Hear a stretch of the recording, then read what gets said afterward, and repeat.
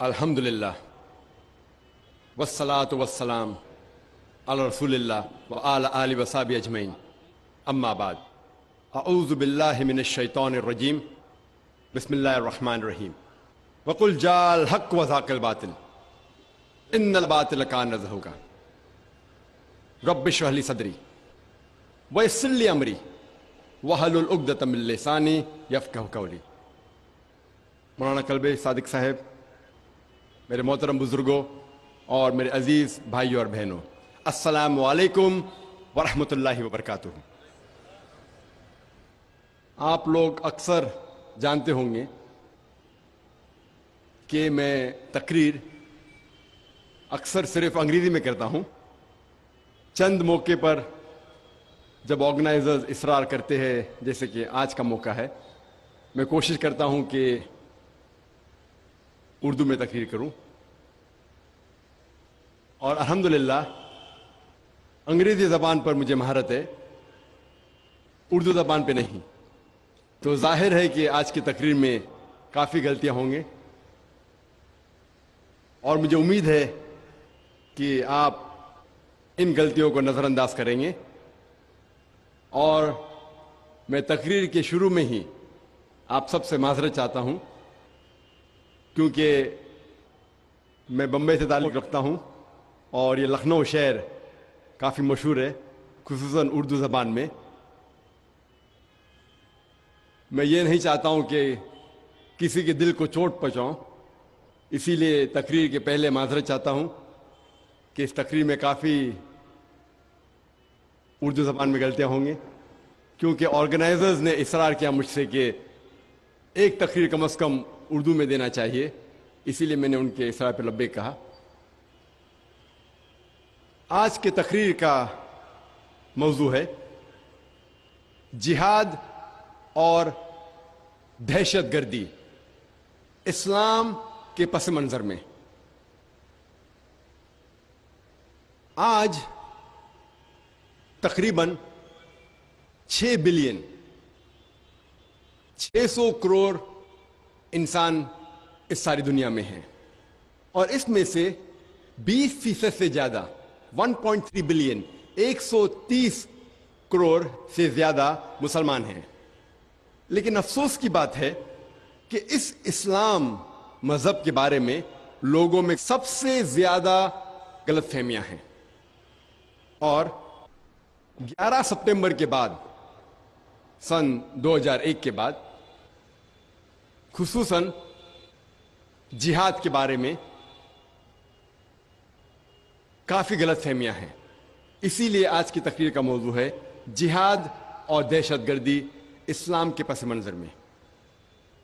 آج آپ دیکھیں گے انٹرنیشنل میڈیا پہ، چاہے وہ انٹرنیشنل میگزین ہو، انٹرنیشنل نیوز پیپر ہو، ریڈیو براڈ کاسٹ اسٹیشن ہو، ٹیلی ویژن چینل ہو یا سیٹلائٹ چینل ہو، ہم دیکھتے ہیں کہ اس انٹرنیشنل میڈیا میں اسلام کے متعلق کافی غلط فہمیاں پھیل رہی ہیں، کیونکہ میڈیا اسلام کے بارے میں غلط چیزیں پھیلا رہی ہے۔ اور آج مسلمانوں کو کہا جاتا ہے کہ وہ فنڈامنٹلسٹ ہے، بنیاد پرست ہے، ایک ایکسٹریمسٹ ہے، شدت پسند ہے، ایک ٹیررسٹ ہے، ایک دہشت گرد ہے۔ فنڈامنٹلسٹ کی کیا معنی ہوتا ہے؟ What is the meaning of the word fundamentalist? ایک بنیاد پرست کی معنی کیا ہوتا ہے؟ بنیاد پرست وہ شخص ہے جو بنیادی باتوں کو سمجھتا ہے اور اس پر عمل کرتا ہے، کسی بھی میدان کی بنیادی باتوں کو جانتا ہے، اور اگر وہ اس کے اوپر عمل کرتا ہے اسے کہتے ہیں بنیاد پرست۔ مثال کے طور پہ، اگر کوئی انسان کو ایک اچھا سائنٹسٹ بننا ہے تو اس کے لیے فرض ہے کہ وہ سائنس کی بنیادی باتیں جانے اور اس کے اوپر عمل کرے. جب تک وہ سائنس کے میدان میں بنیاد پرست نہیں ہوگا تب تک وہ ایک اچھا سائنٹسٹ بن ہی نہیں سکتا. اگر کوئی انسان کو ایک اچھا میتھمیٹیشین بننا ہے تو اس کے لیے فرض ہے کہ وہ میتھمیٹکس کے بنیادی باتوں کو جانے اور اس کے اوپر عمل کرے. جب تک وہ میتھمیٹکس کے میدان میں بنیاد پرست نہیں بنے گا تب تک وہ اچھا میتھمیٹیشین بن ہی نہیں سکتا. ہم سب بنیاد پرست کو ایک ہی لاٹھی سے نہیں ہانک سکتے. ہمیں دیکھنا چاہیے وہ کس میدان میں بنیاد پرست ہے. مثال کے طور پہ اگر ایک بنیاد پرست چور ہے جس کا پیشہ ہے چوری کرنا، وہ معاشرے کے لیے اچھا انسان نہیں ہے. دوسری اور اگر ہمارے معاشرے میں ایک بنیاد پرست ڈاکٹر ہے جو ہزاروں انسانوں کی جان بچاتا ہے، وہ معاشرے کے لیے اچھا انسان ہے، وہ ایک اچھا بنیاد پرست انسان ہے. اسی لیے لیبل دینے کے پہلے، لقب دینے کے پہلے ہمیں یہ جاننا ضروری ہے وہ کس میدان میں بنیاد پرست ہے. جہاں تک کہ میرا تعلق ہے، مجھے گرو ہے، مجھے فخر ہے کہ میں بنیاد پرست مسلمان ہوں، کیونکہ میں اسلام کے بنیادی باتوں کو جانتا ہوں اور الحمدللہ اس پر عمل کرتا ہوں. اور میں جانتا ہوں کہ اسلام کی ایک بھی بنیادی بات نہیں ہے جو انسانیت کے خلاف ہے.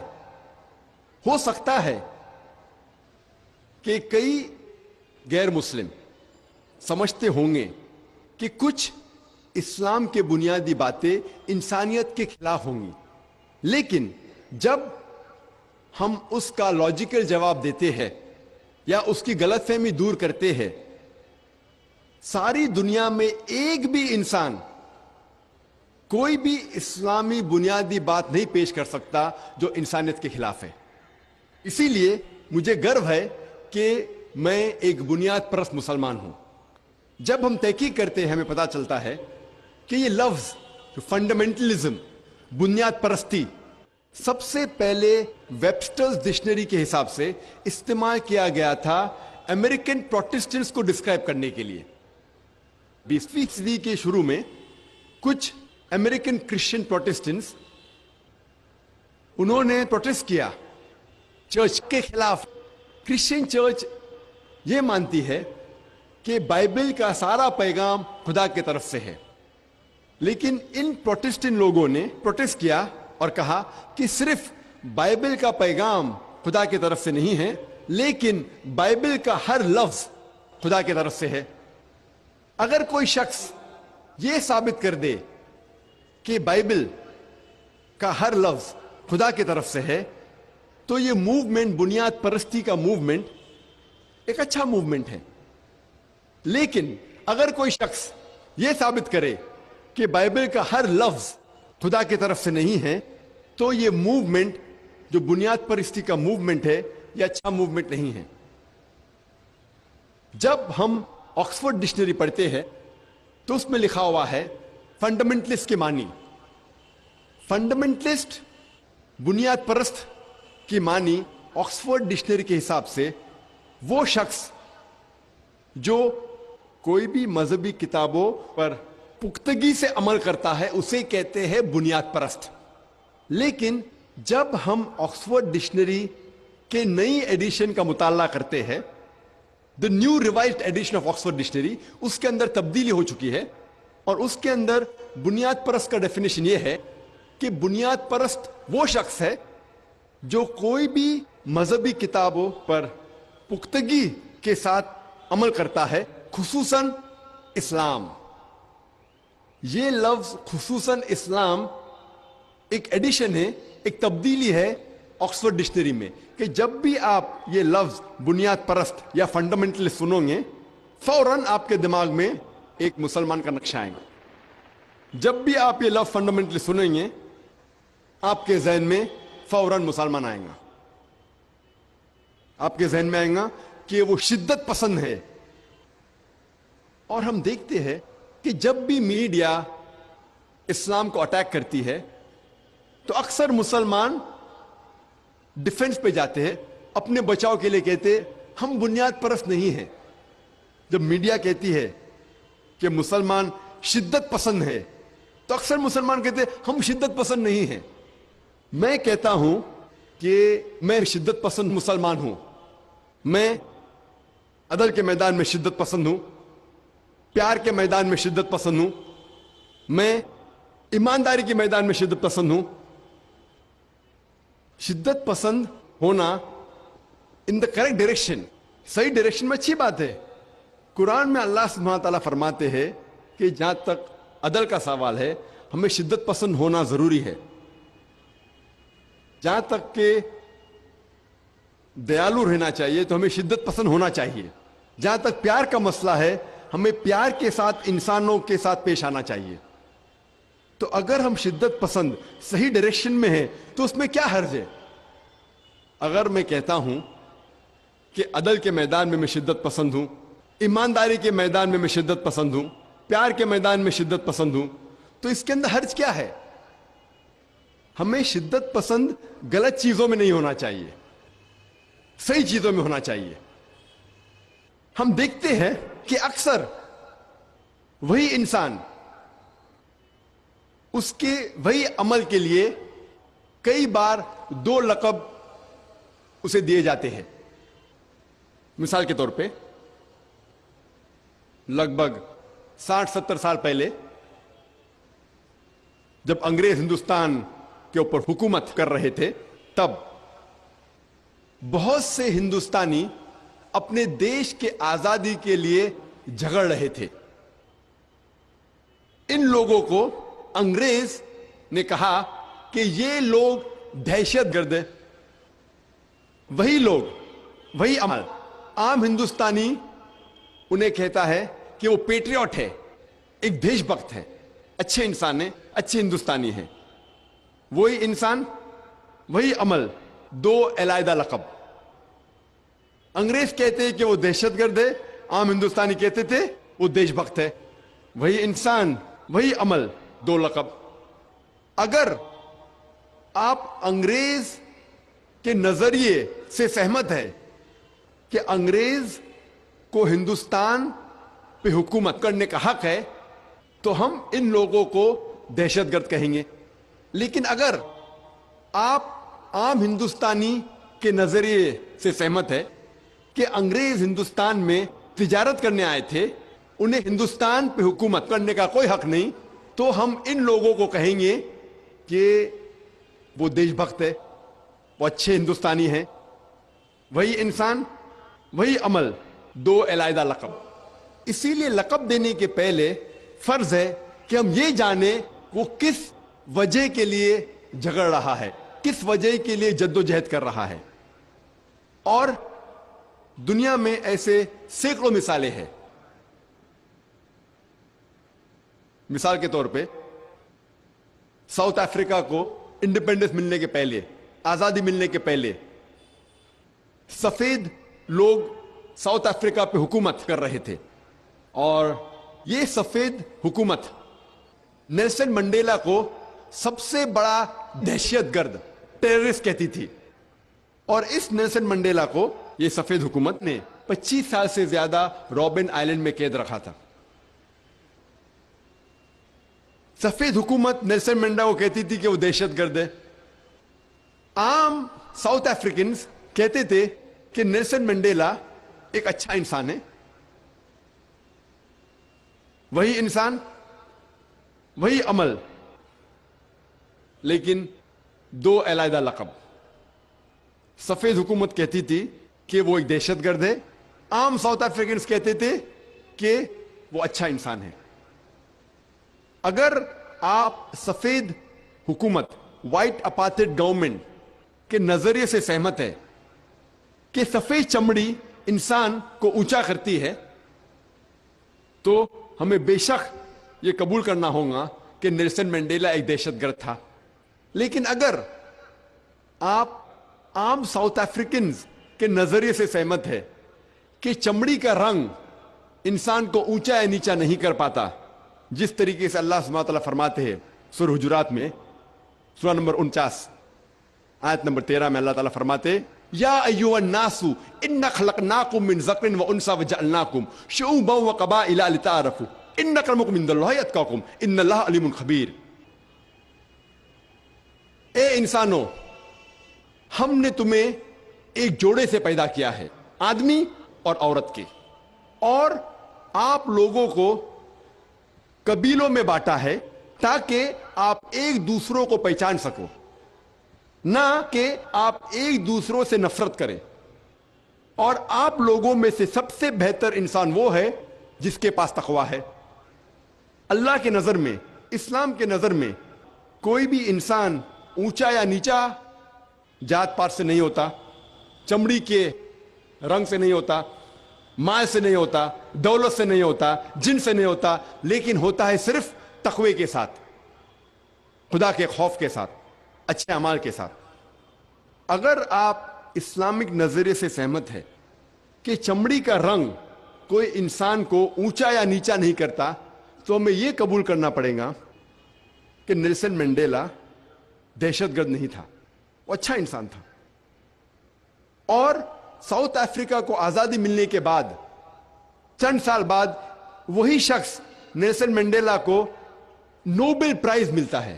نوبل پرائز ساری دنیا میں امن کا سب سے بڑا ایوارڈ، اسے کہتے ہیں نوبل پرائز فار پیس. وہی شخص جس کو 25 سال قید کیا گیا تھا اور 25 سال تک کہا گیا تھا کہ وہ دہشت گرد ہے، چند سال بعد اسے ایوارڈ ملتا ہے نوبل پرائز فار پیس. ساری دنیا کا سب سے اونچا ایوارڈ امن کے میدان میں وہی شخص کو ملتا ہے. تو ہم دیکھتے ہیں کہ وہی شخص، وہی عمل، لیکن دو علیحدہ لقب. اسی لیے لقب دینے کے پہلے ہمیں یہ جاننا ضروری ہے کہ کس وجہ سے وہ انسان جدوجہد کر رہا ہے. آج سب سے زیادہ غلط فہمی جو اسلام کے متعلق ہے وہ ہے لفظ جہاد. لفظ جہاد کے متعلق سب سے زیادہ غلط فہمیاں ہیں. یہ غلط فہمیاں صرف غیر مسلم کے درمیان نہیں ہیں، لیکن مسلمانوں کے بیچ بھی ہے. غیر مسلم اور کئی مسلمان یہ سمجھتے ہیں کہ کوئی بھی جنگ اگر کوئی بھی مسلمان لڑ رہا ہے، چاہے وہ ذاتی فائدے کے لیے ہو، چاہے اپنے نام کے لیے ہو، چاہے مال کے لیے ہو، چاہے طاقت کے لیے ہو، اگر کوئی بھی جنگ کوئی بھی مسلمان لڑ رہا ہے اسے کہتے ہیں جہاد. یہ بہت بڑی غلط فہمی ہے.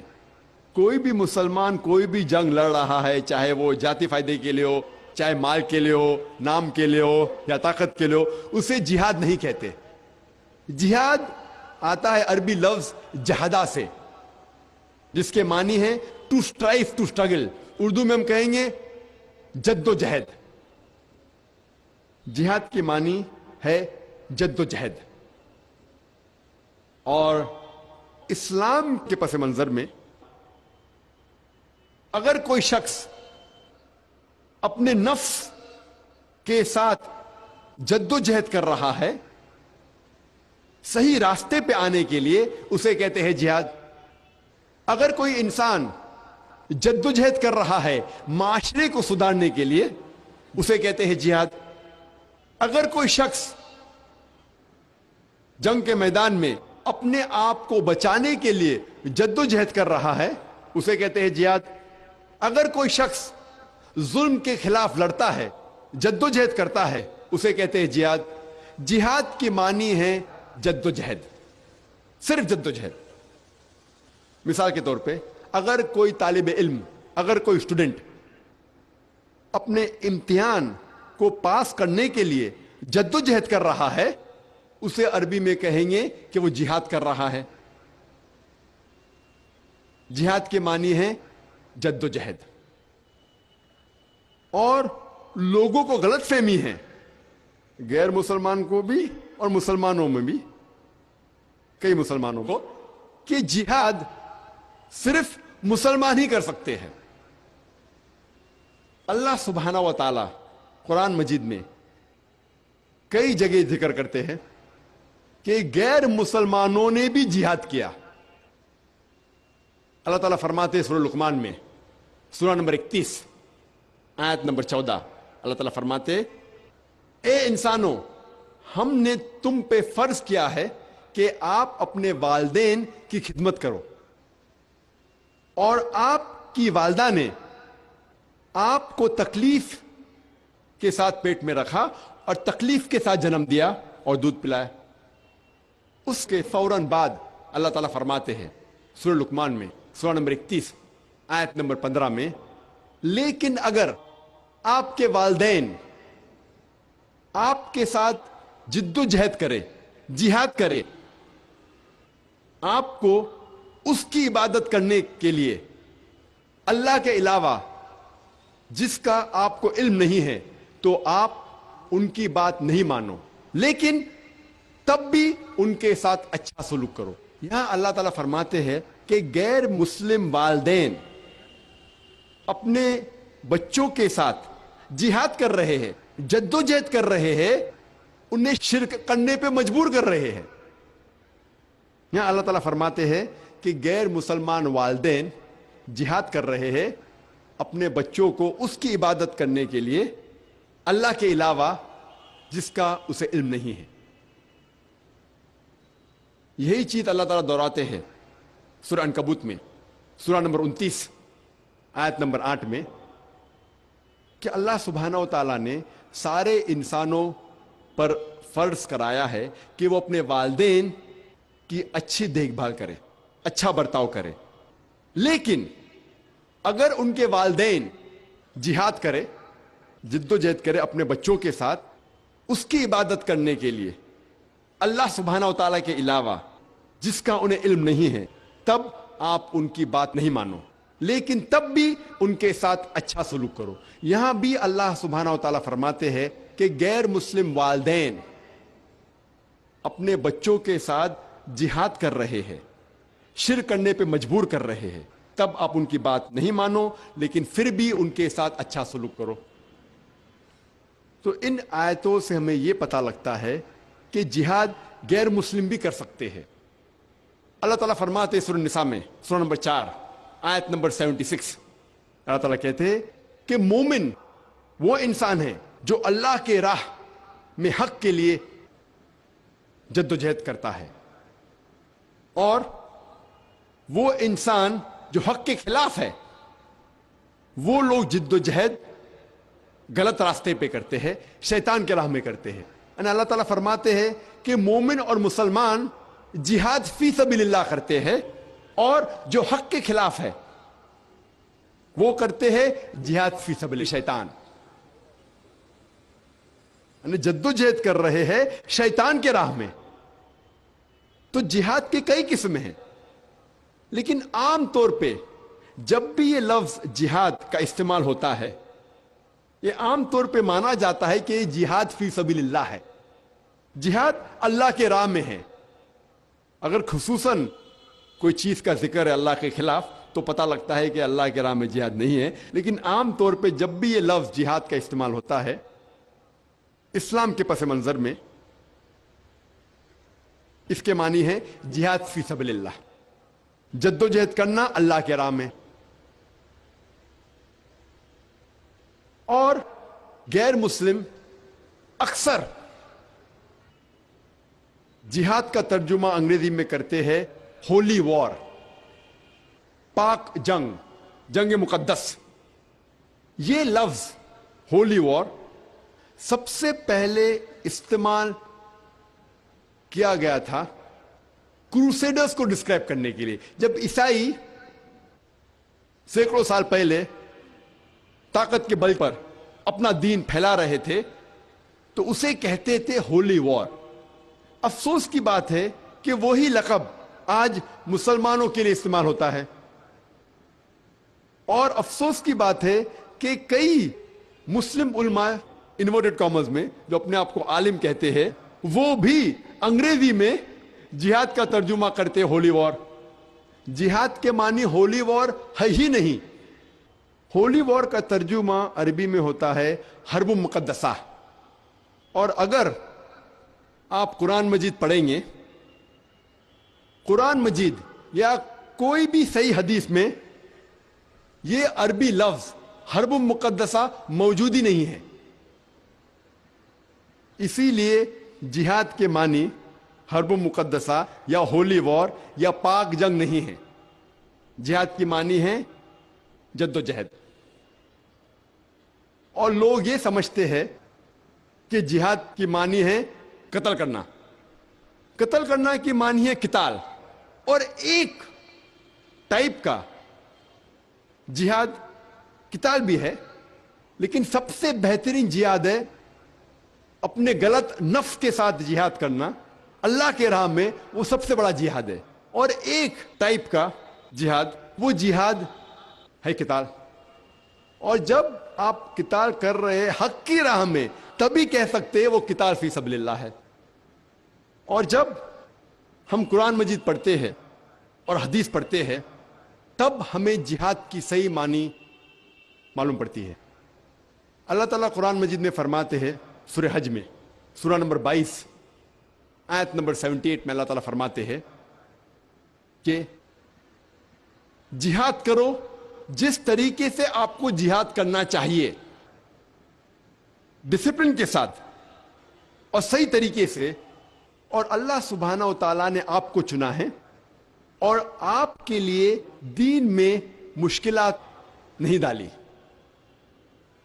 اللہ تعالیٰ فرماتے سورہ توبہ میں سورہ نمبر 9 آیت نمبر 20 میں کہ اگر کوئی مومن اف از ان ایگزائل، اگر اسے دیش چھوڑنے پہ مجبوری آتی ہے، یا کوئی مومن اگر اللہ کے راہ میں جہاد کر رہا ہے اپنے مال کے ساتھ اور اپنی جان کے ساتھ، اللہ کے نظر میں اسے سب سے بڑا انعام ملے گا. اور اللہ تعالیٰ فرماتے سورہ عنکبوت میں سورہ نمبر 29 آیت نمبر 6 میں کہ اگر آپ جہاد کرتے ہیں تو آپ کے فائدے کے لیے کر رہے ہیں. اللہ سبحانہ و تعالیٰ کو آپ کے جہاد کی ضرورت نہیں ہے، کیونکہ اللہ سبحانہ و تعالیٰ سارے کائنات کے چیزوں سے کوئی ضرورت نہیں. اگر آپ جہاد کر رہے ہیں تو آپ کے فائدے کے لیے. اللہ سبحانہ و تعالیٰ کو آپ کی جہاد کی ضرورت نہیں، کیونکہ اللہ سبحانہ و تعالیٰ سارے کائنات کے خالق ہے اور انہیں کوئی بھی چیز کی ضرورت نہیں. اور اللہ کے رسول محمد صلی اللہ علیہ وسلم فرماتے ہیں، صحیح بخاری کے اندر لکھا ہوا ہے جلد نمبر 4 حدیث نمبر 46، جب بھی میں حوالہ دے رہا ہوں حدیث کے بارے میں تو ذہن میں یہ رکھیے کہ یہ انگریزی حدیث کا حوالہ ہے. اگر میں صحیح بخاری کا حوالہ دوں گا یا صحیح مسلم کا حوالہ دوں گا تقریر میں، تو ذہن میں یہ رکھیے کہ یہ انگریزی ترجمہ کا، اردو ترجمہ کا نہیں. کیونکہ اردو میں صحیح بخاری کے 6 جلد ہے، انگریزی میں 9 جلد ہے. تو اگر میں کہوں گا جلد نمبر 7 تو آپ کہیں گے جلد نمبر 7 ہے کیا؟ تو جب بھی میں حوالہ دے رہا ہوں یہ انگریزی ترجمہ جو صحیح بخاری یا صحیح مسلم یا کئی حدیثوں کا حوالہ دوں گا میں. قرآن مجید الحمدللہ عربی میں وہی ہے، تو حوالے کی تبدیلی نہیں ہوئی. اور یہ میری عادت ہے کہ جب بھی میں حدیث پیش کرتا ہوں تو حوالے کے ساتھ پیش کرتا ہوں.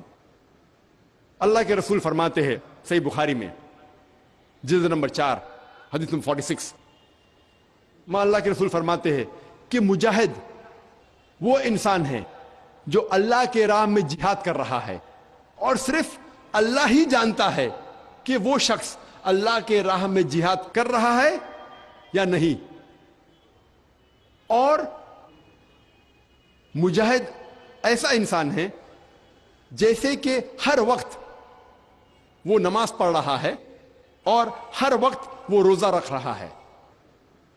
اور اگر وہ مجاہد جنگ کے میدان میں اس کا قتل ہو جاتا ہے تو اللہ تعالیٰ وعدہ دیتے ہیں کہ انشاءاللہ وہ جنت میں جائیں گا. اور اگر وہ جنگ کے میدان سے زندہ لوٹتا ہے تو اسے اس جنگ کی ساری دولت سے اللہ تعالیٰ نوازتا ہے.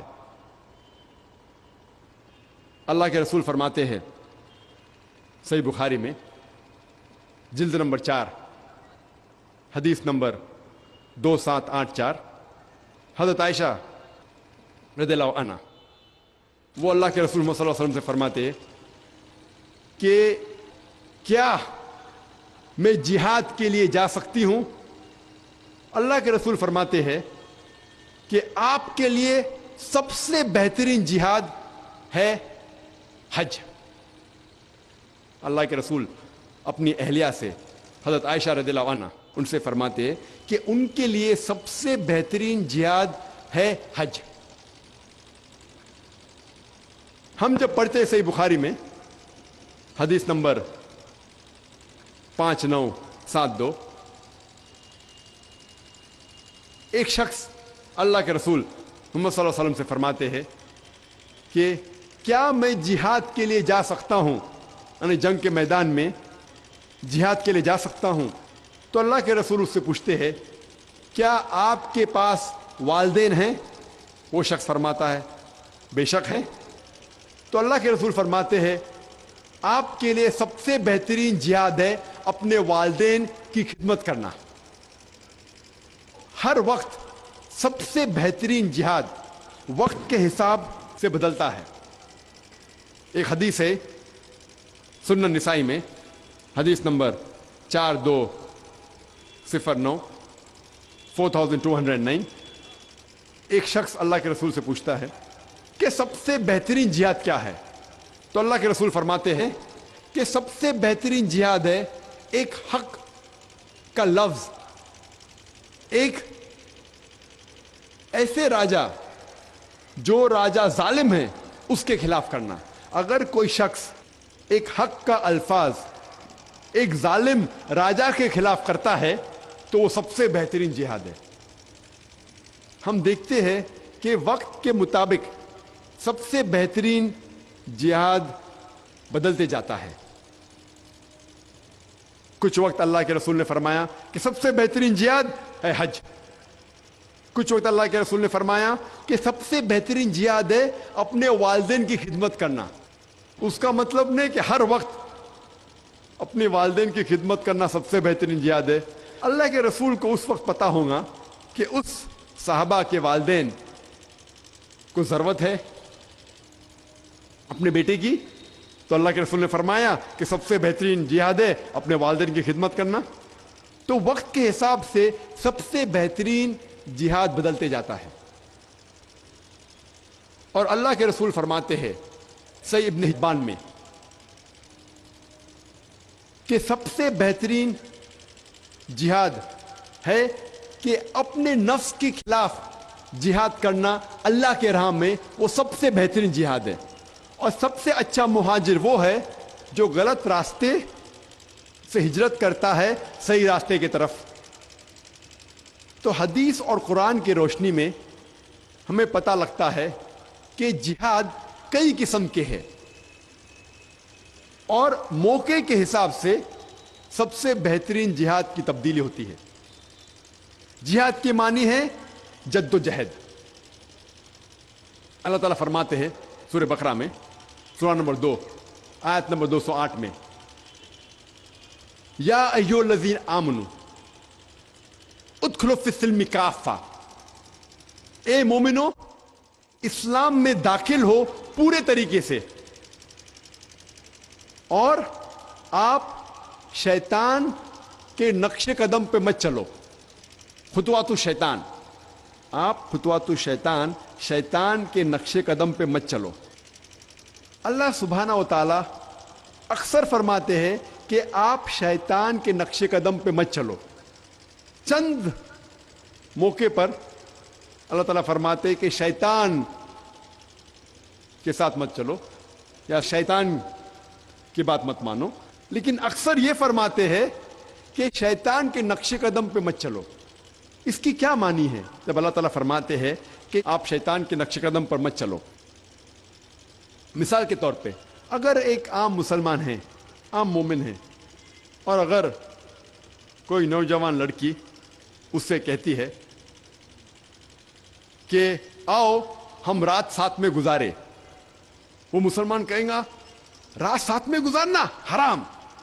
फौरन उसे पता लगेगा ये शैतान की हरकत है, वो कहेगा बेशक ये हो ही नहीं सकता। अगर आम मुसलमान है, आम मोमिन है, एक नौजवान लड़की के साथ रात गुजारना हराम।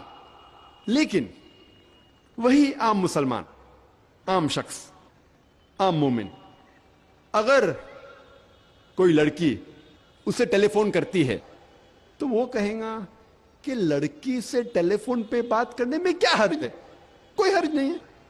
तो वो लड़की से टेलीफोन पे कई बार गुफ्तगू करता है। उसके बाद लड़की कहती है कि चलो कई साथ में चाय पीएंगे। तो वो शख्स सोचता है कि लड़की के साथ चाय पीने में क्या हर्ज है, देयर नो प्रॉब्लम। तो वो लड़की के साथ बाहर जाके चाय पीता है। कुछ वक्त चाय पीने के बाद लड़की कहती है कि चलो हम रात में साथ में खाना खाएंगे, कोई होटल में, कोई रेस्टोरेंट में। लड़की के साथ रेस्टोरेंट में खाना खाने में क्या हर्ज है, कोई हर्ज नहीं है, देयर इज नो प्रॉब्लम। उसके बाद जब लड़की कहती है कि साथ में होटल में रात गुजारेंगे, वो शख्स कहता है लड़की के साथ रात गुजारना होटल में क्या प्रॉब्लम, नो प्रॉब्लम, कोई हर्ज नहीं। इसे कहते हैं खुतवातु शैतान। ये मेरी मिसाल है, कुरान मजीद में इसका जिक्र नहीं है। कुरान मजीद में अल्लाह ताला फरमाते हैं कि शैतान के नक्शे कदम पे मत चलो। ये मिसाल है कि आस्ते आस्ते शैतान लोगों को बहकाता है। पहले टेलीफोन पे बात करना कोई हर्ज नहीं, नो प्रॉब्लम। साथ में चाय पीना लड़की के साथ, नो प्रॉब्लम, कोई हर्ज नहीं।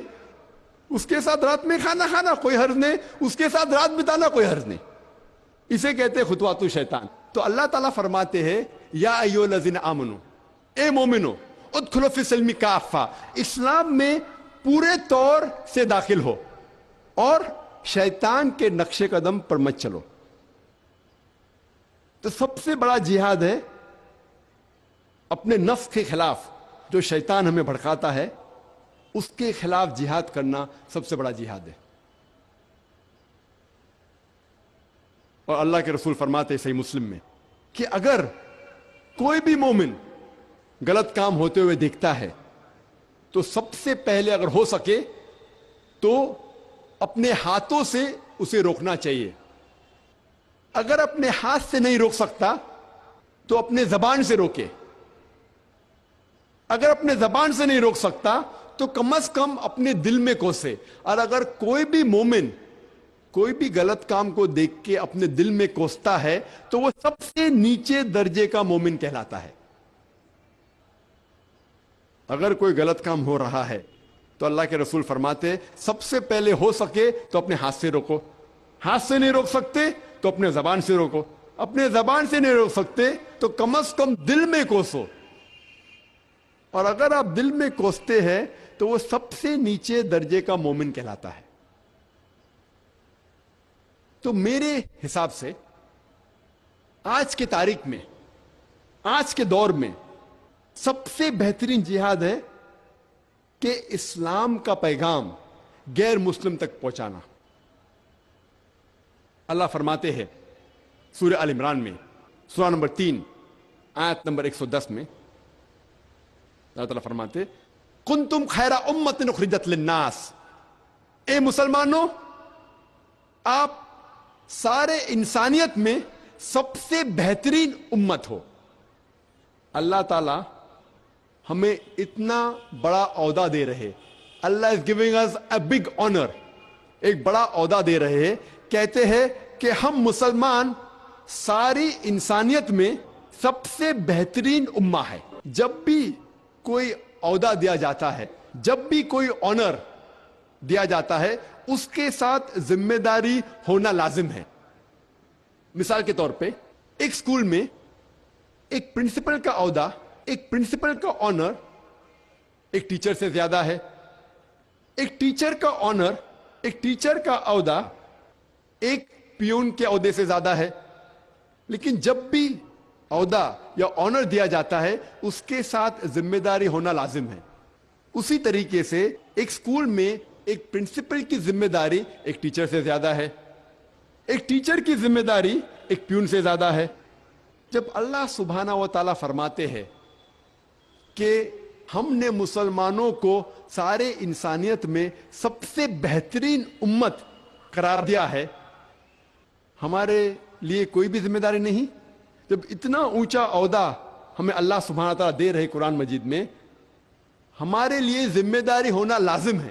اور اللہ سبحانہ و تعالیٰ ذمہ داری کا ذکر اسی آیت میں کرتے ہیں. سورہ ال عمران کی سورہ نمبر 3 آیت نمبر 110 میں اللہ تعالیٰ فرماتے تأمرون بالمعروف وتنہون عن المنکر وتؤمنون باللہ، کیونکہ ہم لوگوں کو اچھائی کی طرف بلاتے ہیں اور برائی سے روکتے ہیں اور اللہ سبحانہ و تعالیٰ پہ ایمان رکھتے ہیں. وتؤمنون باللہ، اللہ تعالیٰ کہتے ہیں کہ ہم مسلمان اس سارے انسانیت میں، سارے جہاں میں سب سے بہترین امت ہے، کیونکہ ہم لوگوں کو اچھائی کی طرف بلاتے ہیں اور برائی سے روکتے ہیں. اگر ہم لوگوں کو اچھائی کی طرف نہیں بلاتے ہیں اور برائی سے نہیں روکتے ہیں تو ہم خیر امہ کہنے کے لائق ہی نہیں ہیں، ہم مسلمان کہنے کے لائق ہی نہیں ہیں.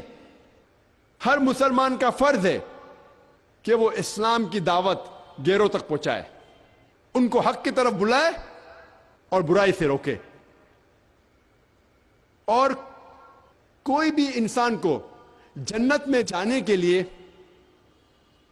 جو ایک چیز کی ضرورت ہے باقی چیزوں کے علاوہ، وہ ہے دعویٰ، غیر مسلمانوں کو دعوت دینا. اللہ تعالیٰ فرماتے سورہ العصر میں سورہ نمبر 103 آیت نمبر 1 2 3 اللہ تعالیٰ فرماتے والعصر ان الانسان فی خسر الا الذین آمنوا وعملوا الصالحات وتواصوا بالحق وتواصوا بالصبر. اللہ تعالیٰ زمانے کی قسم کھاتے ہیں اور کہتے ہیں کہ آدمی خسارے میں ہے، انسان خسارے میں ہے، صرف وہ لوگ جو 4 چیزوں پر عمل کرتے ہیں، صرف یہ شخص خسارے میں نہیں ہے. سب سے پہلے ایمان، پھر عمل صالحات، اچھے اعمال، نمبر 3 وتواصوا بالحق، لوگوں کو حق کی طرف بلانا، دعوت دینا، غیر مسلم کو حق کی طرف بلانا اور اصلاح کرنا مسلمانوں کے ساتھ. نمبر 4 وتواصوا بالصبر، کہ لوگوں کو صبر کی طرف بلانا. اس سورے سے میں یہ پتہ لگتا ہے کہ کوئی بھی انسان کو جنت میں جانے کے لیے 4 چیزوں کی ضرورت ہے کم از کم. ایک ہے ایمان، دوسرا اچھا اعمال، تیسرا ہے دعوت دینا، غیر مسلم کو اسلام کی طرف بلانا، اور چوتھا نمبر ہے لوگوں کو صبر کی طرف بلانا. اگر ان چاروں میں سے ایک بھی چیز کی کمی ہے تو سورہ العصر کے حساب سے آپ جنت میں نہیں جائیں گے. آپ بہت اچھے مسلم ہوں گے، روز 5 وقت کی نماز پڑھتے ہوں گے، حج کے لیے گئے ہوں گے، زکوٰۃ دیتے ہوں گے، روزہ رکھتے ہوں گے، لیکن سورہ العصر کے حساب سے اگر آپ دعوت نہیں دیتے تو آپ جنت میں نہیں جائیں گے. صرف دعوت دینا بھی کافی نہیں، چاروں چیز ضروری ہے: ایمان، عمل صالحات، وتواصوا بالحق اور وتواصوا بالصبر. ان چاروں میں سے ایک کی بھی کمی ہے تو سورہ العصر کے حساب سے آپ جنت میں نہیں جائیں گے. اگر آپ دعوت نہیں کریں گے اور اللہ سبحانہ و تعالیٰ آپ کو معاف کرنا چاہتا ہے اور جنت میں ڈالنا چاہتا ہے، وہ ایک الگ بات ہے. کیونکہ اللہ تعالیٰ فرماتے سورہ نساء میں سورہ نمبر 4 آیت نمبر 48 اور سورہ نساء سورہ نمبر 4 آیت نمبر 116 میں اللہ تعالیٰ فرماتے ہیں کہ اللہ سبحانہ و تعالیٰ چاہے تو کوئی بھی گناہ معاف کر سکتا ہے، لیکن شرک کو کبھی بھی نہیں معاف کرے گا. تو شرک کے علاوہ اللہ سبحانہ و تعالیٰ کوئی بھی گناہ کو معاف کر سکتے ہیں اگر اللہ تعالیٰ چاہتا ہے تو اگر آپ دعوت نہیں دیں گے اور اللہ تعالیٰ آپ کو معاف کرنا چاہتا ہے اور جنت میں ڈالنا چاہتا ہے، وہ ایک الگ بات ہے. لیکن عام طور پہ اگر آپ کو جنت میں جانا ہے تو چاروں چیز ضروری ہے: ایمان، عمل صالحات، وتواصوا بالحق، دعوت دینا، اور وتواصوا بالصبر، لوگوں کو سب کی طرف بلانا. اسی لیے آج کے حالات دیکھ کر میرے نظریے میں سب سے بڑا جہاد ہے کہ نفس کے خلاف شیطان جو بھڑکاتا ہے اور جو غیر مسلم کے ذہن میں جو اسلام کے متعلق غلط فہمیاں ہیں اسے دور کرنا ہمارا فرض ہے. وہ ایک بڑا جہاد ہے. اور ہم دیکھتے ہیں کہ کئی آتھرز، کئی محرک اور کئی غیر مسلم جب کتاب لکھتے ہیں وہ اسلام کے خلاف لکھتے ہیں، اور جو کرٹکس ہے جو اسلام کے خلاف کتاب لکھتے ہیں وہ اکثر قرآن مجید میں سے کئی آیتوں کو بنا کانٹیکس، آؤٹ آف کانٹیکس کوٹ کرتے ہیں، آؤٹ آف کانٹیکس حوالہ دیتے ہیں، آیتوں کو نکالتے ہیں اور بنا پس منظر، آؤٹ آف کانٹیکس، بیچ میں سے نکال کے اس کا ترجمہ کرتے ہیں اور لوگ کو غلط فہمی کا شکار بناتے ہیں اور کہتے ہیں کہ قرآن میں لکھا ہوا ہے کہ جب بھی آپ کوئی کافر کو دیکھو، جب بھی کوئی غیر مسلم کو دیکھو تو اس کا قتل کرو، اور ایسے قرآن مجید کی آیتوں کو آؤٹ آف کانٹیکس اپنے حوالے سے باہر نکال کے اسے پیش کرتے ہیں۔ اور سب سے عام آیت جو کرٹکس جو اسلام کے خلاف لکھتے ہیں وہ حوالہ دیتے ہیں سورہ توبہ کی سورہ نمبر 9 آیت نمبر 5۔ اور آپ جانتے ہوں گے کہ اس ہندوستان کے سب سے مشہور جو کرٹک ہے اسلام کے خلاف وہ ارون شوری، جو پہلے لاسٹ حکومت میں وہ منسٹر تھے، وہ لکھتے ہیں اپنی کتاب میں ورلڈ آف فتواز، فتوا کی دنیا، ان کے کتاب کا نام ہے ورلڈ آف فتواز، فتوا کی دنیا۔ اس میں لکھتے ہیں اور کوٹ کرتے ہیں قرآن مجید کی آیت کو، سورہ توبہ سورہ نمبر 9 آیت نمبر 5، اور لکھتے ہیں کہ اللہ فرماتے ہیں قرآن میں کہ جب بھی آپ کوئی کافر کو پائیں گے اس کا قتل کرو، اور کافر کے معنی ان کے حساب سے ہندو، کہ جب بھی آپ کوئی کافر کو دیکھیں گے، کافر کو پائیں گے، ہندو کو پائیں گے، اس کا قتل کرو۔ اور جب ہم قرآن مجید کھولتے ہیں، سورہ توبہ سورہ نمبر 9 آیت نمبر 5 کی آیت کو پڑھتے ہیں، اس کا ترجمہ پڑھتے ہیں، تو بالکل صحیح ہے، اس آیت میں یہ لکھا ہوا ہے کہ جب بھی آپ مشرک کو پائیں گے اس کا قتل کرو، لیکن یہ آؤٹ آف کانٹیکسٹ ہے۔ آؤٹ آف کانٹیکسٹ مطلب بیچ میں سے اٹھا کے اس کا ترجمہ کیا گیا ہے۔ اس طریقے سے آپ قرآن پڑھیں گے، قرآن میں لکھا ہوا ہے کہ نماز مت پڑھو، سورہ نساء سورہ نمبر 4 آیت نمبر 43 میں لکھا ہوا ہے کہ نماز مت پڑھو، پوری آیت ہے کہ نشے کی حالت میں نماز مت پڑھو۔ قرآن میں لکھا ہوا ہے کہ عیسیٰ علیہ السلام خدا ہے، سورہ مائدہ سورہ نمبر 5 آیت نمبر 72، پوری آیت ہے کہ وہ لوگ کفر کر رہے ہیں جو لوگ کہتے ہیں کہ عیسیٰ علیہ السلام خدا ہے، لیکن قرآن میں تو لکھا ہے عیسیٰ علیہ السلام خدا ہے۔ تو قرآن کی آیت کو بیچ میں سے اٹھا کے ترجمہ کریں گے تو ترجمہ تو صحیح ہے لیکن آؤٹ آف کانٹیکس ہے۔ اسی طریقے سے اگر ہم سورہ توبہ پڑھتے ہیں، آیت نمبر 5 کے پہلے جو 1 سے 4 آیت پڑھتے ہیں، ہمیں پتہ لگتا ہے کہ اللہ سبحانہ تعالیٰ فرماتے ہیں کہ ایک صلح ہے، مکہ کے مشرکوں اور مسلمان کے درمیان ایک صلح ہے، اور یہ صلح ہے، یہ پیس ٹریٹی ایک طرفہ مکہ کے مشرکوں نے توڑ دیا۔ تو اللہ سبحانہ و تعالیٰ جب آیت نمبر 5 پہ آتے ہیں، اللہ تعالیٰ فرماتے ہیں کہ میں آپ لوگوں کو 4 مہینے کا وقت دیتا ہوں اپنے آپ کو سدھارنے کے لیے، ورنہ اعلان جنگ۔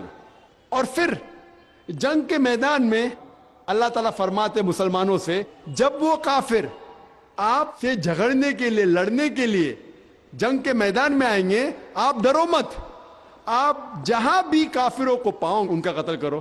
یہ جنگ کے میدان میں آیت ہے کہ جب دشمن صلح کو توڑتے ہیں، آپ کو جنگ کے میدان میں قتل کرنے آ رہے تو آپ ڈرو مت، ان کا قتل کرو۔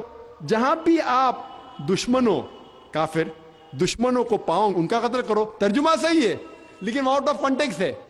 یہ جنگ کے میدان میں آیت نازل ہوئی کہ جنگ کے میدان میں جب دشمن آپ کا قتل کرنے آ رہے تو آپ ڈرو مت، ہمت رکھو، لڑو، ان کا قتل کرو۔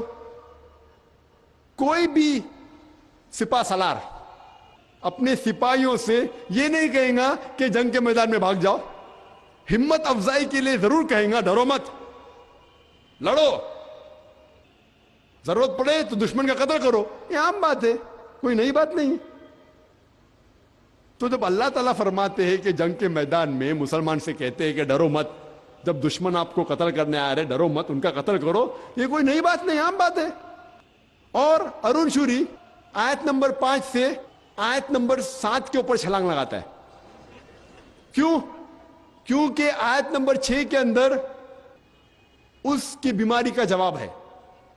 آیت نمبر 6 میں فوراً آیت نمبر 5 کے بعد جب اللہ تعالیٰ فرماتے کہ جب بھی آپ کافر کو پاؤں میدان جنگ میں ان کا قتل کرو، اس کے فوراً بعد سورہ توبہ سورہ نمبر 9 آیت نمبر 6 میں اللہ تعالیٰ فرماتے لیکن اگر کوئی کافر آپ سے صلح چاہتا ہے، اگر کوئی دشمن جنگ کے میدان میں آپ سے صلح چاہتا ہے، اللہ تعالیٰ نہیں کہتے کہ اسے جانے دو. اللہ تعالیٰ فرماتے ہیں کہ اس کو حفاظت کے ساتھ ایک محفوظ جگہ پہ چھوڑو.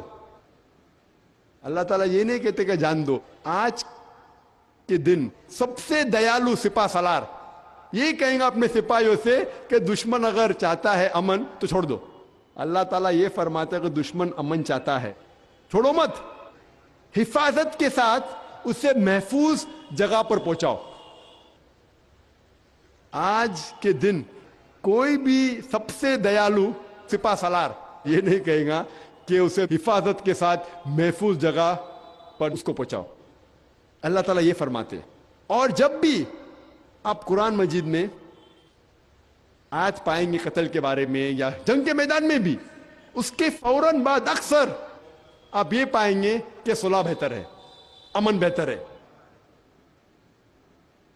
اور ہر وقت جب بھی قتل کی آیت آئیں گی اس کے فوراً بعد 1 یا 2 آیت بعد اللہ تعالیٰ فرماتے ہیں کہ اگر امن ہے تو وہ بہتر ہے. اور جب میں گلبرگہ میں تھا پچھلے ہفتے اتوار کو 6 دن پہلے میں گلبرگہ میں تھا اور ایک تقریر کر رہا تھا ہندوازم اور اسلام میں یکسانیت. وہ تقریر انگریزی میں تھی اور صرف غیر مسلموں کے لیے تھی.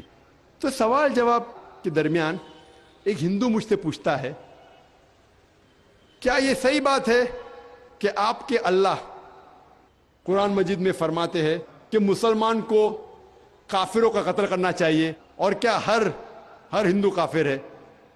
تو میں نے کہا کہ جو بھی غیر مسلم ہے جو اسلام کو جھٹلاتا ہے، کافر آتا ہے لفظ کفر سے، نہیں ماننا. جو اسلام کو نہیں مانتا انگریزی میں کہتے ہیں نان مسلم، تو کافر کا ترجمہ ہے کہ غیر مسلم. اور میں نے اس کو یہی جواب دیا کہ یہ آیت آؤٹ آف کانٹیکسٹ کوٹڈ ہے. اور ایک عام سوال پوچھا کہ اتنے سال میں گلبرگہ شہر میں کوئی بھی مسلم نے آپ کو قتل کرنے کی کوشش کی؟ تو اس نے کہا نہیں. تو یہی ثبوت ہے کہ یہ غلط ہے. ماشاءاللہ گلبرگہ میں کئی اچھے پکے مسلمان ہیں، کس نے بھی آپ کو قتل کرنے کی کوشش کی؟ اس نے کہا نہیں. تو کیسا آپ کہہ رہے کہ فرض ہے مسلمان کو غیر مسلم کا قتل کرنا؟ یہ شیطانی حرکت ہے ان لوگوں کی جو قرآن مجید کے آیتوں کو آؤٹ آف کانٹیکسٹ پس منظر کے باہر نکال کے کوٹ کرتے ہیں. اور وہاں کے غیر مسلمان الحمدللہ مطمئن ہو گئے کہ یہ بات جو کرٹکس لوگ جو اسلام کے خلاف کتاب لکھتے ہیں وہ بالکل غلط کہہ رہے. آج ہم دیکھتے ہیں کہ انٹرنیشنل میڈیا میں اسلام کے خلاف کئی باتیں کہی جا رہی ہیں. اور ایک آرٹیکل آیا تھا ٹائم میگزین میں. ٹائم میگزین بہت مشہور میگزین ہے نیو یارک کی، USA کی. 16 اپریل کو 1979 میں ایک آرٹیکل اس میگزین میں آیا تھا جس میں لکھا تھا کہ 150 سال میں 1800 to 1950 سن 1800 سے سن 1950 کے درمیان اس 150 سال میں 60,000 سے زیادہ کتابیں اسلام کے خلاف لکھی گئی ہے. 60,000 سے زیادہ، یعنی آپ حساب لگائیں گے تو ہر روز 1 سے زیادہ کتاب اسلام کے خلاف لکھی گئی ہے اس 150 سال میں. اور 11 سپٹمبر 2001 کے بعد یہ تعداد بڑھ گئی ہے، کئی گنا بڑھ گئی ہے. اور ہم دیکھتے ہیں کہ میڈیا میں اگر کوئی مسلمہ हिजाब पहन रही है तो मीडिया कहती है कि इस्लाम औरतों पे जुल्म कर रहा है। लेकिन जब कोई नन, जो क्रिश्चियन सिस्टर होती है चर्च के अंदर, नन वो जब अपना सर ढकती है मुस्लिमा जैसी, तो लोग कहती है कितनी इज्जतदार औरत है। ये टू फेस जैमटिन क्यों?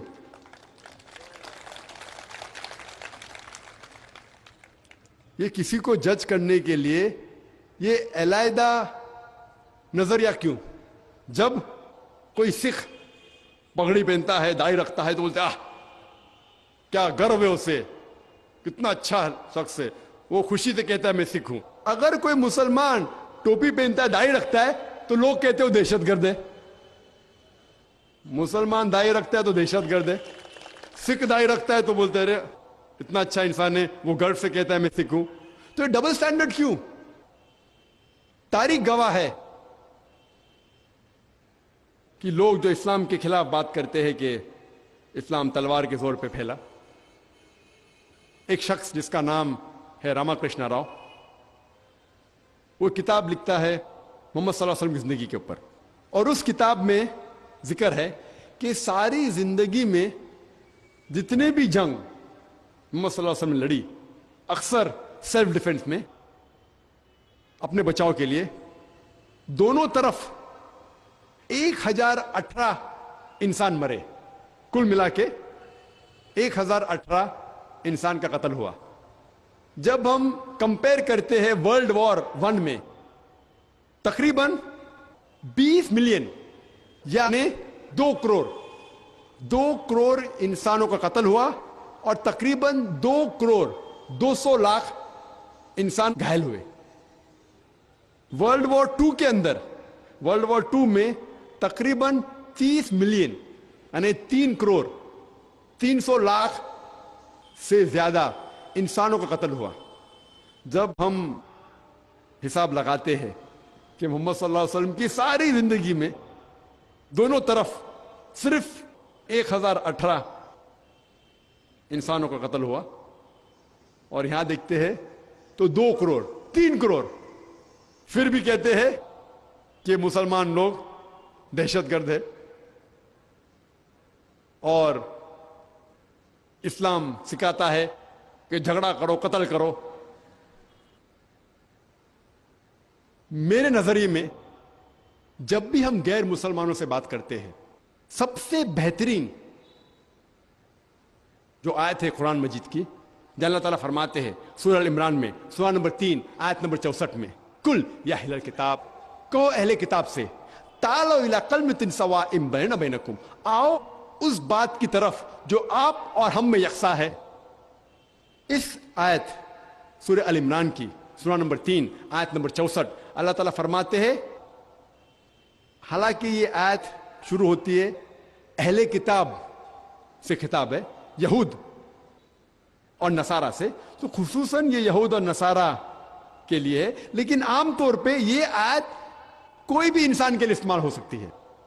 और दावती नजरिए से मेरे हिसाब से ये सबसे अहम आयत है।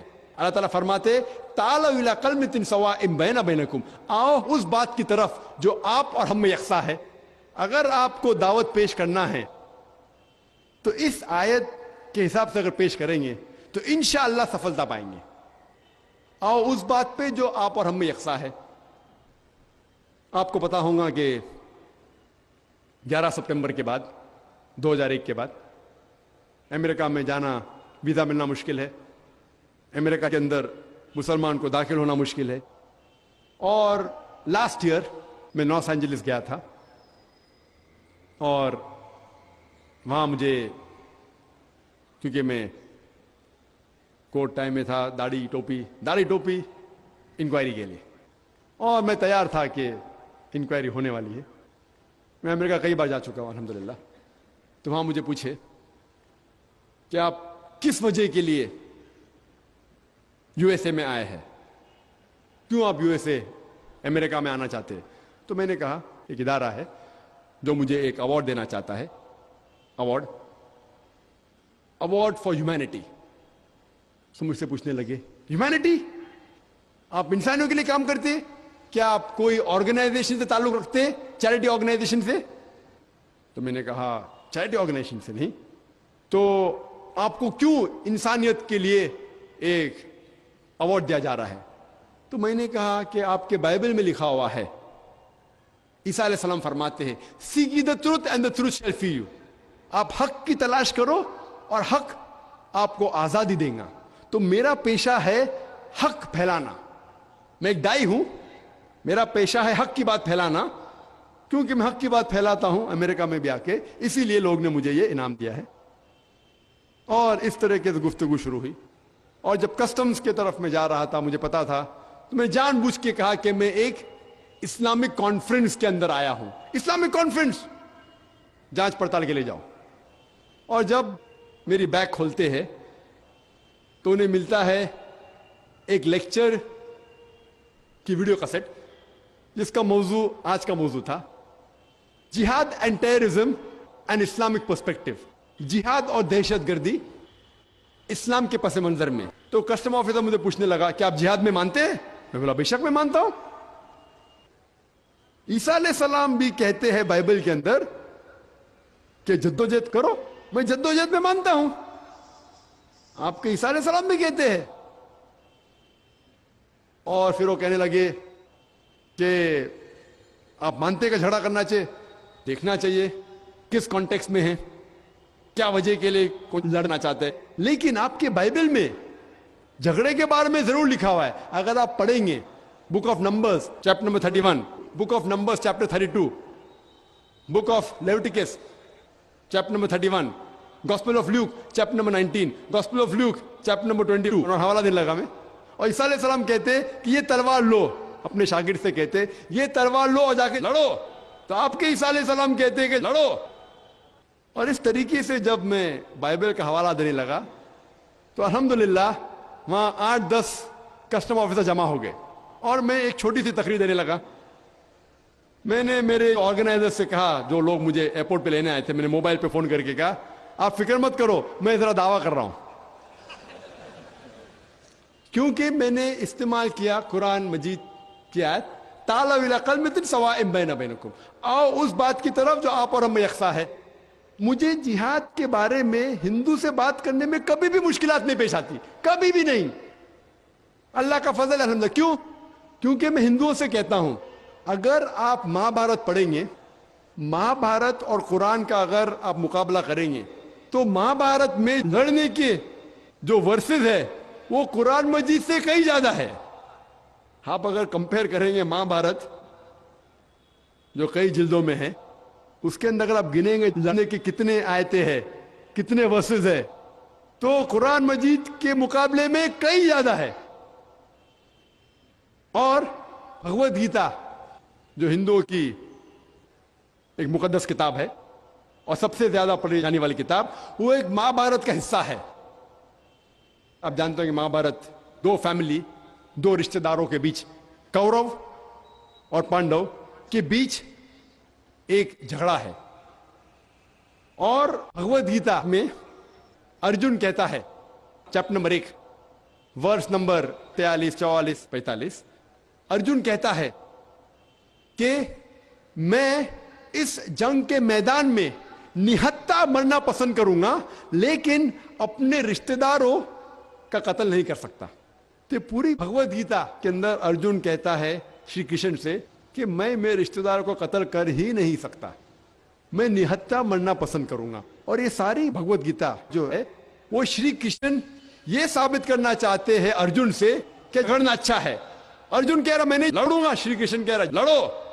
تو یہ ساری جو بھگوت گیتا ہے وہ شری کرشن جنہیں وہ مانتے ہیں اوتار بھگوان کا, ارجن کہہ رہا ہے کہ میں رشتہ دار قتل کیسا کر سکتا ہوں. شری کرشن کہہ رہے نہیں آپ قتل کر سکتے. اگر میں کوئی ہندو سے کہوں گا کہ آپ کی بھگوت گیتا میں آپ کے بھگوان کہتے ہیں کہ اپنے رشتہ داروں کو قتل کرو, تو اگر میں ایسا کہتا ہوں تو یہ شیطانی حرکت ہے. جب میں کہتا ہوں ہندوؤں سے کہ آپ کے مہابھارت میں تو لڑنے کے بارے میں کافی بار ذکر ہے. وہ ہندو کہے گا نہیں ذاکر بھائی، وہ جو مہابھارت کے اندر حق اور باطل کے درمیان جھگڑا ہے، تو میں کہتا ہوں قرآن میں بھی وہ ہے. اگر قرآن میں وہ ہے تو میں قرآن کے ساتھ کوئی بھی شکوہ نہیں. جب میں کہوں گا اگر کہ آپ کے شری کرشن کہہ رہے کہ رشتہ داروں کا قتل کرو، یہ شیطانی حرکت ہے.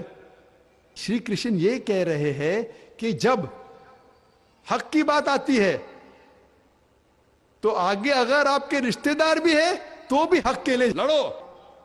جس طریقے سے قرآن مجید میں اللہ تعالیٰ فرماتے ہیں سورہ نساء میں سورہ نمبر 4 آیت نمبر 135 میں، یا ایھا الذین آمنو، او مومنو، حق کے لیے اللہ سبحانہ و تعالیٰ کے لیے گواہی دو، چاہے وہ اپنے خلاف ہو، چاہے اپنے والدین کے خلاف ہو، چاہے اپنے رشتہ دار کے خلاف ہو. تو جب ہم پڑھتے ہیں Bhagavad Gita chapter number 1 shlok number 42 سے 44 45، ارجن کہتے ہیں کہ میں نہتا اس جنگ کے میدان میں مرنا پسند کروں گا لیکن اپنے رشتہ داروں کا قتل نہیں کر سکتا. امیڈیٹلی کچھ شلوکا بعد chapter number 2 chapter number 2 verse number 2-3 Shri Krishna فرماتے ہیں، اے ارجن آپ کب سے بزدل ہو گئے؟ اے ارجن تم بزدل کب سے ہو گئے؟ آگے فرماتے آپ how come you have become important. Important کا ترجمہ کیا کریں گے؟ نپنسک. ترجمہ اگر صحیح ہے تو انگریزی میں لکھا how could you become so important. آپ ایسے بزدل کیسے بن گئے؟ شری کرشن کہہ رہے ارجن سے آپ نپنسک کب بن گئے؟ آپ کا فرض ہے شتریہ کا کہ جھگڑا کرنا.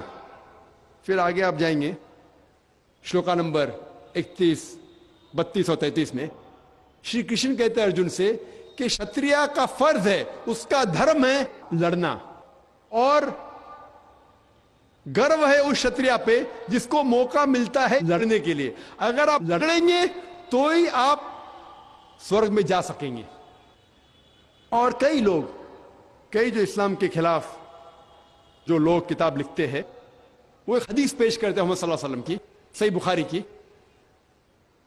جلد نمبر 4 حدیث نمبر 46 اس میں فرماتے ہیں کہ اللہ کے رسول کہتے ہیں کہ اگر کوئی بھی جہاد کرتے ہوئے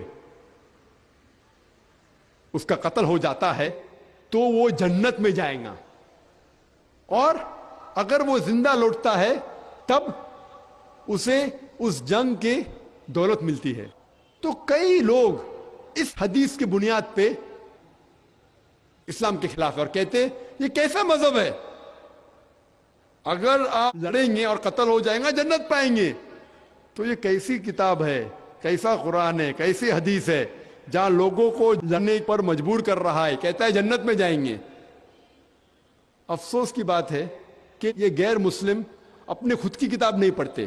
جب آپ بھگوت گیتا پڑھیں گے chapter number 2 chapter number 2 shloka number 37 shloka number 37 وہاں شری کرشن فرماتے ارجن سے کہ او کنتی کے بیٹے، اے ارجن اٹھو اور لڑو. اگر جنگ کے میدان میں تمہارا قتل ہوگا تو آپ سیدھا سورگ میں جائیں گے، اگر آپ زندہ لوٹیں گے تو آپ کو اس جنگ کی دولت ملیں گی. ہو بہو صحیح بخاری کا ترجمہ. Bhagavad Gita chapter number 2 shloka number 37. افسوس کی بات ہے کہ ارون شوری نے خود اپنی بھگوت گیتا نہیں پڑھی. اگر پڑھا ہوتا تو ضرور قرآن مجید میں نقص نہیں نکالتا، حدیث میں نقص نہیں نکالتا. کس نے ریٹ پیٹیشن فائل کیا تھا کلکتہ کے اندر کہ قرآن مجید کو بین کرنا چاہیے. چند سال پہلے آپ کو پتا ہوگا کلکتہ میں ریٹ پیٹیشن، قرآن مجید کو بین کرنا چاہیے کیونکہ قتل کرنے پہ لوگ کو کہتا ہے. اگر قرآن مجید بینڈ ہوگا اس کے پہلے مہابھارت کو کرنا ہوگا.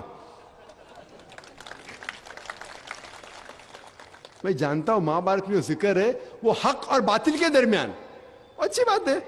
اور اکثر مذہبی کتاب میں آپ پائیں گے کہ کہاں نہ کہاں لڑنے کا ذکر ہے، لیکن یہ جھگڑا باطل کے خلاف ہے. اور اگر حق کے لیے لڑنا پڑے، جان بھی جائے تو ساری مذہبی کتاب میں لکھا ہے کہ کوئی حرج نہیں. لیکن افسوس کی بات ہے کہ غیر مسلم یہ قرآن مجید کی آیتوں کو صرف لے کے حوالہ دے کے کہتے ہیں کہ یہ ظالم مذہب ہے. تو ان سے بات کرنا، اگر ہم اللہ تعالیٰ کی قرآن کو پڑھیں گے اور گائیڈنس اور ہدایت قرآن مجید کی لیں گے تو بات کرنا بہت آسان ہے. تعالوا الی کلمۃ سواء بیننا بینکم، آؤ اس بات کی طرف جو آپ اور ہم میں یکساں ہے. اور ایک دم آسان ہے، مجھے کبھی بھی دشواری نہیں آتی، الحمدللہ ثم الحمدللہ. اسی لیے غیر مسلم بھی میری عزت کرتے ماشاءاللہ. کب بھی جب میں آؤں گا کسٹمز کے تھرو تو ہندو کا او یہ ذاکر نائک جو بھی کہے گا سچ کہے گا، سچ کے علاوہ کچھ نہیں کہیں گا. مسلمان ڈرتے منہ کھولنے سے، غیر مسلمان سے بات کرنے کو ڈرتے ہیں کہ میں اگر بات کروں گا تو غیر مسلم میرا دشمن بن جائے گا. کیوں دشمن بنے گا؟ حق سے بات کرو، پیار سے بات کرو، اچھی طریقے سے بات کرو، وہ آپ کی عزت کرے گا. آج اور ایک غلط فہمی ہے کہ اسلام تلوار کے زور پہ پھیلا، اور اس تقریر کے آخری میں اس سوال کا جواب دوں گا اور پھر تقریر ختم کروں گا. یہ جو غلط فہمی ہے کہ اسلام تلوار کے زور پہ پھیلا، اس کا جواب ایک محرک جس کا نام ہے ڈیلیسی اولیری، وہ لکھتے ہیں ایک کتاب میں Islam at the cross road, page number صفحہ نمبر 8 پہ وہ لکھتے ہیں کہ تاریخ گواہ ہے کہ یہ افواہ کہ مسلمانوں نے تلوار کے بل پر اسلام پھیلایا، یہ سب سے بے ہدہ افواہ ہے جو محرک نے بار بار دہرائے ہے. یہ افواہ جو مسلمانوں نے تلوار کے زور کے اوپر اپنا مذہب پھیلایا، یہ سب سے بے ہدہ اور بے بنیاد افواہ ہے جو محرک نے بار بار دہرائے ہے. آج ہم جانتے ہیں کہ اسپین میں، اندلس میں ہم مسلمانوں نے 800 سال راج کیا، ہم نے برابر سے دعوت نہیں دی. اس کے بعد کروسیڈرز عیسائی آئے، سارے مسلمانوں کو نام و نشان مٹا دیا. ایک مسلمان بھی کھلے طور پہ آزان نہیں دے سکتا تھا. ہم مسلمانوں نے عرب ممالک پہ 1400 سال راج کیے، اب بھی راج کر رہے ہیں. عرب ممالک پہ ہم مسلمانوں نے 1400 سال حکومت کی. کچھ سال کے لیے فرینچ آئے، کچھ سال کے لیے انگریز آئے، لیکن 1400 سال تک ہم نے عرب ممالک پہ حکومت کی. پھر بھی آج کی تاریخ میں 14 ملین یعنی 140 لاکھ عرب ہے جو عیسائی ہے، جو کاپٹک کرسچن ہے. آج کی تاریخ میں 14 ملین 140 لاکھ 1 کروڑ 40 لاکھ عرب ہے جو عیسائی جنموں سے ہے، کاپٹک کرسچن. یہ 1 کروڑ 40 لاکھ عیسائی شہادت دے رہے ہیں کہ اسلام تلوار کے بل پہ نہیں پھیلا. ہم اگر چاہتے تو ہر عرب کو تلوار کے زور کے اوپر اسلام قبول کرنے پہ مجبور کر سکتے تھے، ہم نے نہیں کیا ایسا. آج تاریخ گواہ ہے کہ ہم مسلمانوں نے اس دیش ہندوستان پہ، اس ملک ہندوستان پہ تقریباً 1000 سال حکومت کیا. ہم چاہتے تو ہر ہندوستانی، ہر غیر مسلمان کو تلوار کے بل کے اوپر اسلام قبول کرنے پہ مجبور کر سکتے تھے، ہم نے نہیں کیا. آج کی تاریخ میں آج ہم جانتے ہیں کہ ہندوستان میں 800 ملین 80 کروڑ غیر مسلم ہیں ہندوستان میں. یہ 80 کروڑ غیر مسلمان ہندوستانی شہادت دے رہے ہیں کہ اسلام تلوار کے بل پہ نہیں پھیلا.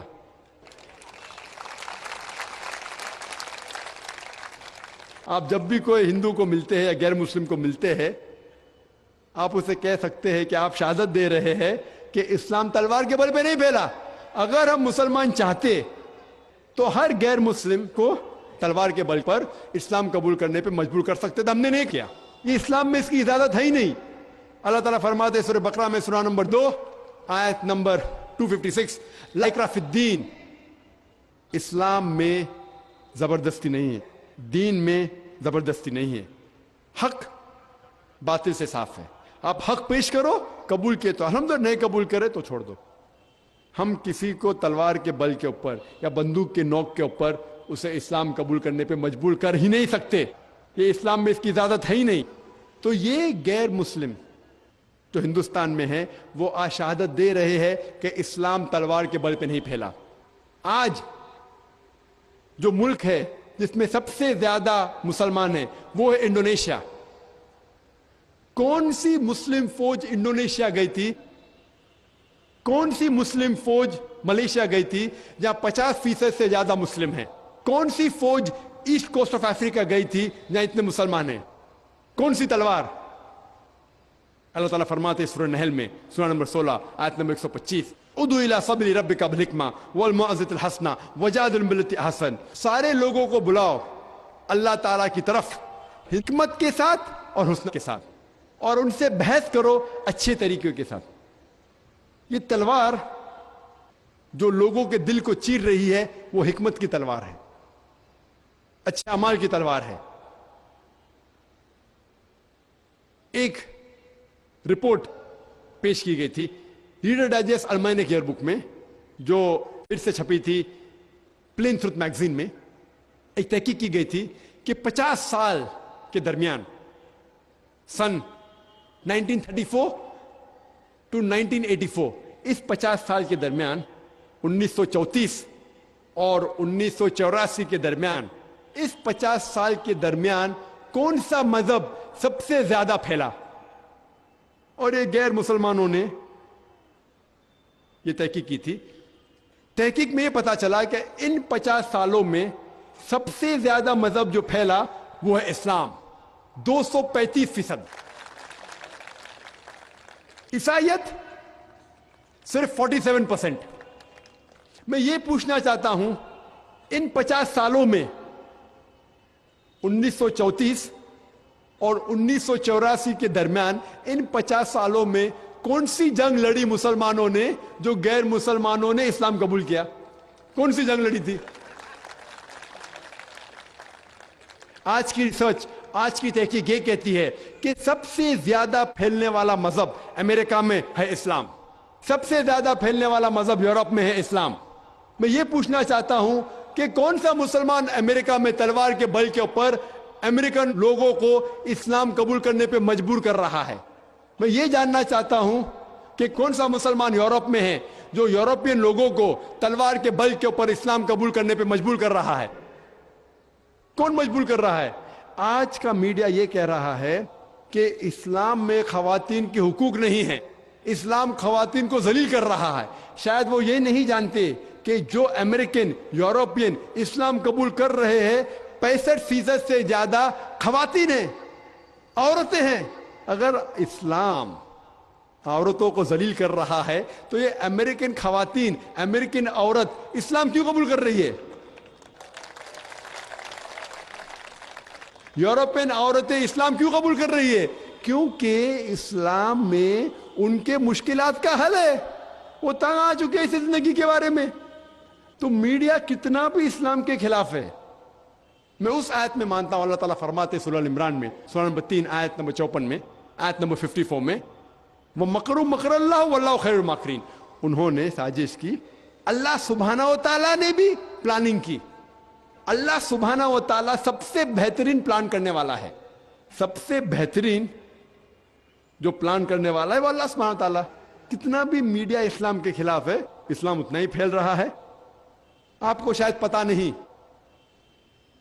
کہ 11 سپٹمبر 2001 کے بعد جو میڈیا اسلام کے خلاف بات کر رہی ہے, 9 مہینے میں 11 سپٹمبر 2001 کے بعد 9 مہینے میں 34,000 سے زیادہ امریکنوں نے اسلام قبول کیا. یو کے میں اسٹیٹسٹکس کہتی ہے کہ 9 مہینے میں 11 سپٹمبر کے بعد 20,000 سے زیادہ یو کے لوگوں نے اسلام قبول کیا. جتنا بھی انٹرنیشنل میڈیا اسلام کے خلاف بات کر رہی ہے اتنا ہی الحمدللہ اسلام پھیل رہا ہے. کیونکہ اللہ سبحانہ و تعالیٰ کا وعدہ ہے, کم از کم 3 جگہ میں اللہ تعالیٰ وعدہ دیتے ہیں. سورہ توبہ میں سورہ نمبر 9 آیت نمبر 33 میں, اور سورہ صف میں سورہ نمبر 61 आयत नंबर 9 में हुवा लजी अरसल रसूलहु बिलहुदा वद्दीनिल हक लियुज़हिरहु अला दीनि कुल्लिह वलौ मुश्रिकून। अल्लाह ताला फरमाते हैं कि अल्लाह सुब्हानहू व तआला ने अपने पैगंबर मोहम्मद सल्लल्लाहु अलैहि वसल्लम को भेजा है हिदायत के साथ और दीनुल हक के साथ, ताकि ये दीनुल हक इस्लाम सारे मज़ाहिब पे गालिब हो। सारे मज़ाहिब, चाहे वो हिंदुइज्म हो, क्रिश्चियनिज्म हो, जुडाइज्म हो, जैनिज्म हो, बुद्धिज्म हो, सेकुलरिज्म हो, एथियज्म हो, मॉडर्निज्म हो, अल्लाह का वादा है कि वह सारे मज़ाहिब पे गालिब होगा। बोले कल मुश्रिकून, कितना भी मुश्रिक चाहे तो भी ये दीनुल हक इस्लाम सारे मज़ाहिब पे गालिब होगा। और अल्लाह ताला फिर से दोहराते हैं इस पैगाम को सूरह फतह में, सूरह नंबर 48 आयत नंबर 28। अल्लाह ताला फरमाते हुवल्लज़ी अरसल रसूलहु बिलहुदा वद्दीनिल हक लियुज़हिरहु अला दीनि कुल्लिह वकफ़ा बिल्लाहि शहीदा। अल्लाह सुब्हानहू व तआला ने अपने पैगंबर को भेजा मोहम्मद सल्लल्लाहु अलैहि वसल्लम को दीनुल हक के साथ, ताकि वो सारे मज़ाहिब पे गालिब हो, चाहे वो क्रिश्चियनिज्म हो, जुडाइज्म हो, हिंदुइज्म हो, बुद्धिज्म हो, सेकुलरिज्म हो, मॉडर्निज्म हो, इस्लाम सारे मज़ाहिब पे गालिब हो। वकफ़ा बिल्लाहि शहीदा। और अल्लाह सुब्हानहू व तआला शहादत के लिए काफी है। इसीलिए इस तकरीर के शुरू में मैंने एक आयत की तिलावत की जो सूरह इसरा की आयत है, सूरह नंबर 17 आयत नंबर 81 में अल्लाह ताला फरमाते वकुल जाल हक व ज़ाक़ल बातिल इन्नल बातिल काना ज़हूक़ा। When truth is heard against falsehood, falsehood perishes. For falsehood is by its nature bound to perish. जब भी हक बातिल के साथ टकराएगा तो बातिल का नाश जरूर होगा। और इस तकरीर के आखिर में डॉक्टर एडम पियर्सन का एक प्रॉवर्ब है, एक कहना है, उसके साथ इस तकरीर को ख़त्म करता हूं। जो पहले मैं अंग्रेजी में कहूंगा क्योंकि अंग्रेजी में हुए और फिर तर्जुमा करूंगा। Doctor Adam Pearson says that people who worry that one day nuclear weaponry will fall in the hands of the Arabs, they fail to realize that the Islamic bomb has already been dropped. It fell the day Prophet Muhammad, peace be upon him, was born. Doctor Adam Pearson कहते हैं कि वो लोगों को, जो लोगों को डर है कि एक दिन अरबों के हाथों में न्यूक्लियर वेपन, न्यूक्लियर बॉम्ब आएगा, शायद उनको ये नहीं पता कि इस्लामिक बॉम्ब गिर चुका है। वो उस दिन गिरा जिस दिन मोहम्मद सल्लल्लाहु अलैहि वसल्लम पैदा हुए। व आखिर दावाना अल्हम्दुलिल्लाह बिल आलमीन।